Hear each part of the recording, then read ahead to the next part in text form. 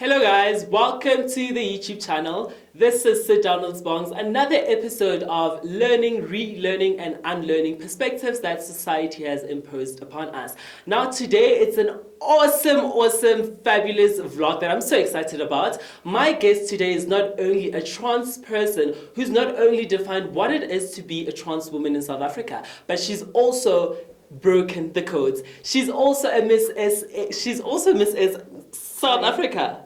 Miss Drag South Africa 2019, and also a BA tourism student at the Northwest University Mafikeng campus. Welcome, Cuttiee. But anyway, welcome to the vlog. Thank you very much. Yeah, so tell me more about who is Cuttiee and how did you grow up? Cuttiee was born at Tlhagameng, those sides of Ghanisa near Vryburg. I grew up in a community that is very loving. Not everyone was loving or hating. People are people. Some love, some hate. But then, despite negative things I encountered while I was growing up, I made it to where I am right now. And it made me a stronger person who I am, as in like now. So, my family was very supportive. They were very supporting me in every decision I take as a queer person. I had challenges there and there in knowing like where do I belong, like Finding yourself. Yes, because there are no lot of people at my village who are queer. Like there are few, and when I grew up, I knew no one who's queer. I knew. Let me just say, there are people who are queer, but they're not out there. Yes. So I had challenges. I had to do researches. Get a lot of information about myself until I knew who am I.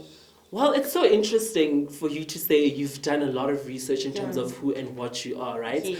And one thing that strikes me off is your name that you were given by birth, Yes, right? yes, yeah. What was the name and what is the name that you've assigned to yourself now as a trans woman?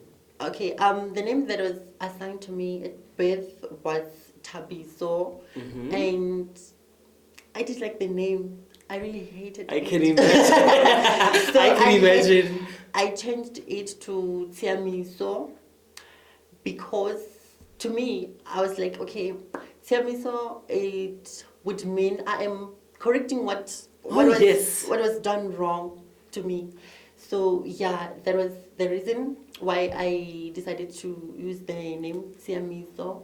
I actually Googled your name, Siamisa, before I came here, and it actually gave me the same, correcting what has been done. Yes. And I found it very relative in terms of you as a trans person transitioning and correcting yourself, and your name simply says what you're going through. Yes. Absolutely amazing. I love it.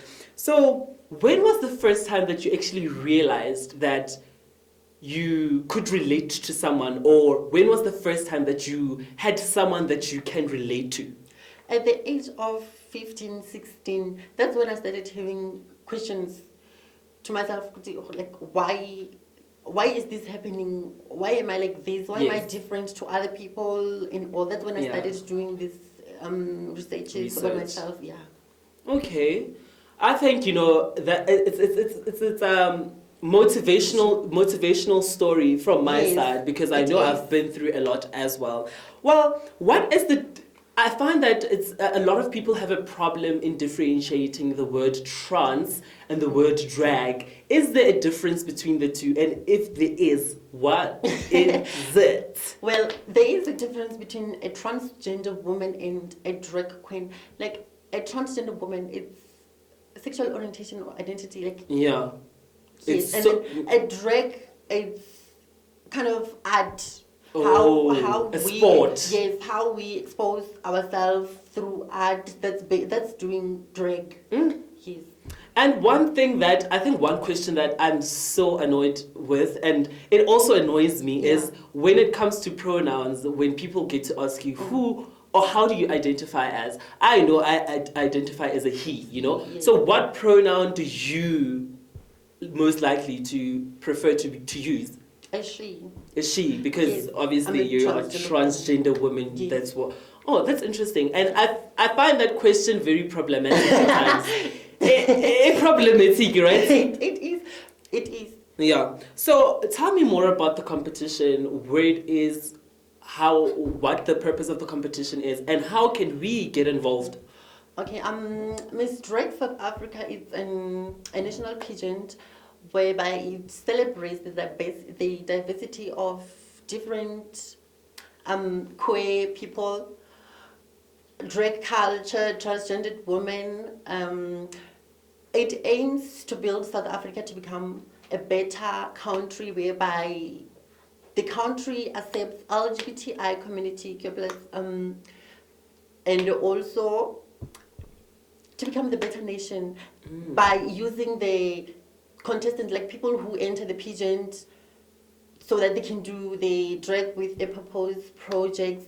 By the way, that's their motto, drag with a purpose. Oh. Yes, they use them to do the projects along the communities they are living in. That's how they do it. Okay. And the competition will be held at Pretoria State Theatre. Okay, my city. On the 4th of October 2019. Okay, that's interesting. So when it comes to dating, right, do you find any difficulties in dating? And when you date, do you find that the person that you're dating in somewhat finds it difficult to actually embrace and accept you as a trans woman? It is difficult to date. Like, for me, it is difficult. I find it so difficult because sometimes somebody will be proposing to me. They want to be in a relationship with me, but then Under the closet. you know. Yeah. But then, and I'll be like, no, I don't want to be under the closet. Yeah.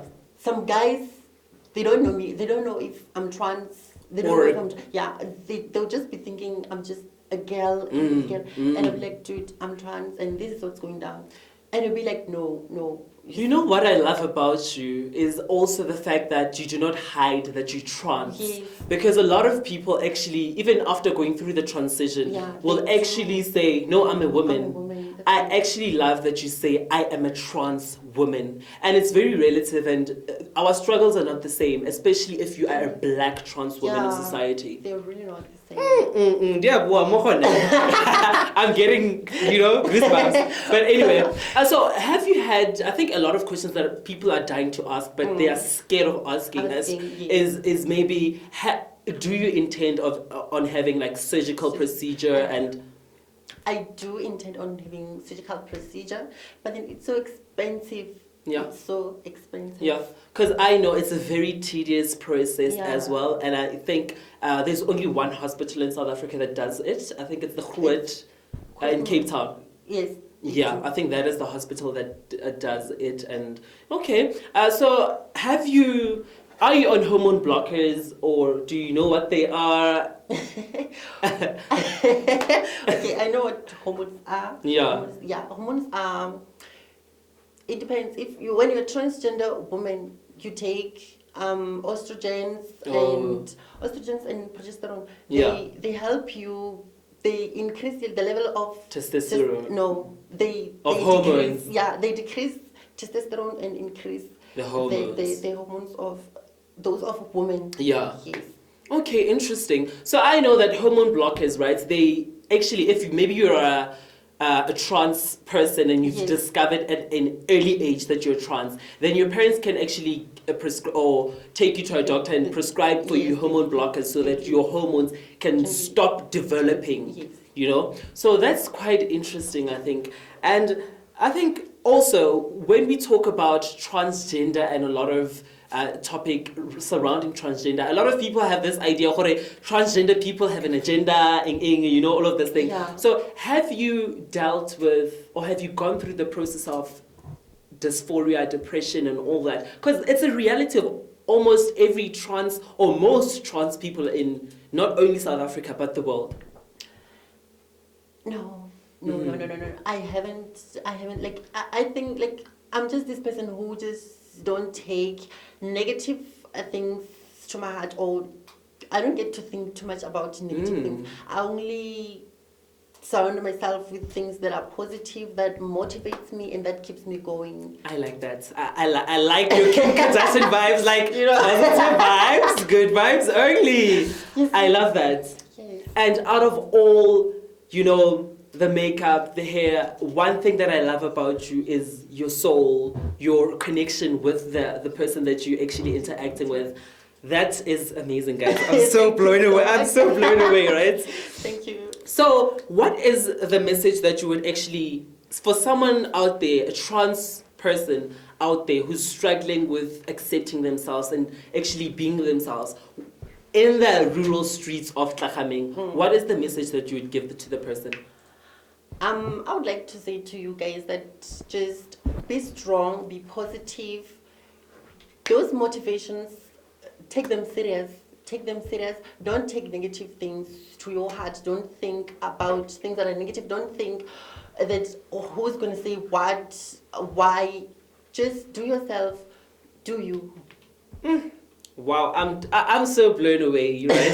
I am so blown away with this conversation that we had with you today. Yes. And hopefully the people will be joining us on our next episode. Yes. So, guys, I am so blown away. Thank you for tuning in today. As we know that the Oxford Dictionary actually defines being transgender as a person who does not identify with the sexual identity that the person was assigned to at birth. Now, I'm so excited to have the conversation with you. This is Cuttiee, born Tabiso, but now she is here and doing the most. Ladies and gentlemen, this is Sit Down on Spongs, another episode of learning, relearning, and unlearning. So take a journey with me as we discover, realize, and explore. Awesome. Thank you.